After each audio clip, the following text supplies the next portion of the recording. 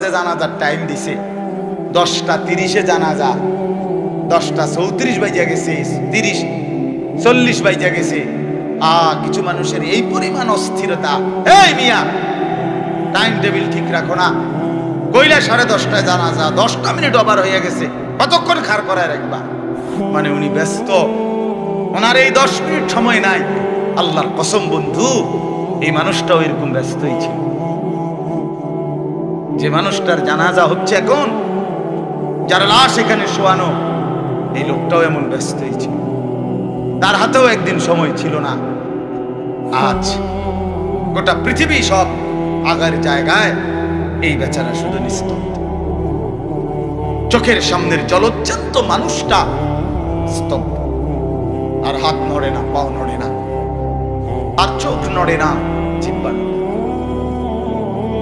এজন্য দুনিয়ার এই ব্যস্ততার ভিতর দিয়ে আমরা যদি মনে করি যে আমি শুধুই দুনিয়া, ভালো মন্দ, লাভ লোকসান, চাওয়া পাওয়া, প্রাপ্তি অপ্রাপ্তি, মনের চাহিদা পূরণ, সবকিছু শুধু দুনিয়া ভাইয়া, বাবা তো আখিরাত কার জন্য? কবর কার জন্য? তাইলে নবীজি সাল্লাল্লাহু আলাইহি সাল্লাম কাকে তাইলে আখিরাত বুঝাইতে চাইছেন?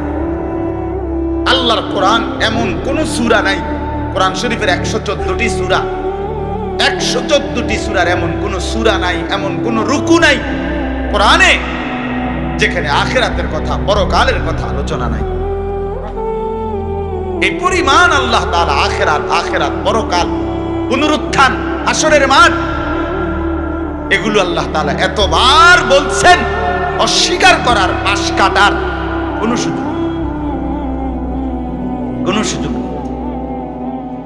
কোরআন শরীফে আছে সূরা মুলকের মধ্যে, জাহান্নামী যখন চিৎকার করবে, জাহান্নামের ফেরেশতারা তখন বলবে, আলাম ইয়াতিকুম নাদির, এই নাফরমান, তোমারে কি কেউ কোনোদিন জাহান্নামের ভয় দেখায় নাই? ক্বালু বালা, সে বলবে হ্যাঁ, কাদ জাআনা নাদির, আমার কাছে বহু ভয় প্রদর্শনকারী বান্দা এসেছিল। কত ইমাম, কত খতিব, কত আলেম, কত ওয়াইজ, কত বক্তা, কত পীর, কত মাশায়েখ, কত আউলিয়া, কত বুজুর্গ চোখের পানি ফেলে ফেলে বারবার আমার এই জাহান্নামের কথা বলছিল, কিন্তু ফাকাদ্দাবনা, আমি মিথ্যা মনে করেছি।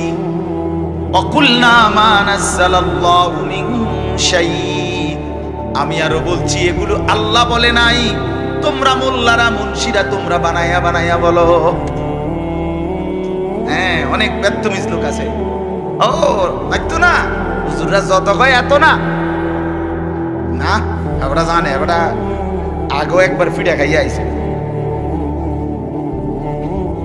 ওরা একবার ঘুরে আইছে হাসরের মাঠ, ওটা জানে যত কয় এত না। ও কইতে লাগলে সবাই কয়, বাড়াইয়ে কয়, মাইক ফাইলে কে না কয়। এই সমস্ত বিদ্রুপ আলেমদের কথাকে আপনি অবজ্ঞা করলেন। আসলে তো আলেমদের কথা না, কথা যদি হুজুরের কথা হইতো তাইলে না হয় আপনি ফেলে দিতেন, কিন্তু জবানে না হুজুরের কথা, তো সরাসরি আল্লাহ কথা, তো রাসূলুল্লাহর, আল্লাহর, তো সে কথা প্রত্যাখ্যান করলেন কেন? আমরা আমার কথা, আমার ব্যক্তিগত যদি কথা হয় সেটা ফেলে দেন, কথা বোঝেন নাই। কিন্তু উলামায়ে কেরাম আপনাদেরকে নসিহতের মাধ্যমে নিজের ব্যক্তিগত হুজুরদের কথা বলে না, কথা বলেন না কেন? কার কথা বলে? আল্লাহর কথা বলে, রাসূলুল্লাহ সাল্লাল্লাহু আলাইহি সাল্লামের কথা বলে, তো সেটা বাদ দিলেন কেন? সেটা বাদ দিবেন। আমার ব্যক্তিগত কথা তো আপনাদের ধরতে বলি নাই, আমার ব্যক্তিগত কথা বলি, আপনারা দেখি গ্রহণ করেন কিনা বলেন। মনে করেন আমি কুমিল্লা ক্যান্টনমেন্ট থাকি, ময়নামতি সাহেবের বাজার, আমার মাদ্রাসা বাসা ওইখানে। তো আমি কুমিল্লা ক্যান্টনমেন্টে একটা বড় টাওয়ার আছে, গুমতি টাওয়ার। এই গুমতি টাওয়ারের নিচে আন্ডারগ্রাউন্ডে মুদি দোকান এবং তরি তরকারির দোকান।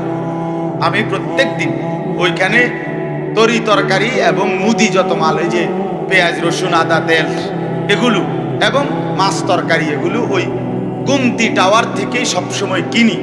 আপনারাও সবাই নিয়ত করেন, ইনশাআল্লাহ এখন থেকে সবাই কুমিল্লা ক্যান্টনমেন্ট গুমতি টাওয়ার থেকেই তরকারি এবং চাল, ডাল, তেল কিনবেন, বলেন ইনশাআল্লাহ। কথা বলেন না? তো তা আপনি কি বলবেন? কি কি হুজুর আপনি পাগল হলেন? আমি কিতাম আমার আমনের ক্যান্টারম্যান আমি কিতাম যাবো, আমাকে দেশে কি মাস্টার গাড়ির অভাব পড়ছে নি? ঠিক কিনা বলেন না কেন? তাহলে এইটা না আমার ব্যক্তিগত কথা, কথাটা আমার বুঝছেন নি? এইটারে তো আপনারে মানতে কই নাই আমি তো বলি না আপনারে যে আপনি আমার লগে গিয়ে বাজার করেন। তাহলে আপনি যে বললেন হুজুর এরকম কয়, হুজুরের সব কথা ধরলে চলন যাইতো না বর্তমান জমানায়। আপনারা তো আমার একটা কথাও ধরতে বলি নাই, আপনাকে বলছি আল্লাহর কথা না ধরতে। আপনাকে তো বলেছি ভাইয়া রাসূলুল্লাহ সাল্লাল্লাহু আলাইহি ওয়াসাল্লামের কথা ধরতেন। আল্লাহর কথা ফিরায় দেয় কেমনে? নবীর কথা ফিরায় দেয় বলেন বাবা। মেহেরবানি করে এই জন্য বুঝতে শিখেন, বুঝতে শিখেন। তিনটা জিনিস আমাদের মধ্যে লাজেম থাকা চাই। এক হলো তাওহীদ, দুই হলো রিসালাত, তিন হলো আখিরাত। এই তিন জিনিস ভুলে গেলে মুসলমান হয় না। তাওহীদ ভুলে গেলে অর্থাৎ লা ইলাহা ইল্লাল্লাহ, জীবনের সব ব্যাপারে সব বিষয়ে যা কিছু হচ্ছে যা কিছু ঘটছে আমার জীবনের এই সারা পৃথিবীর কায়নাতের সমস্ত নড়া চড়া প্রত্যেকটা বিন্দু বিসর্গ করছেন শুধুই একজন, তিনি আল্লাহ। তিনি কে?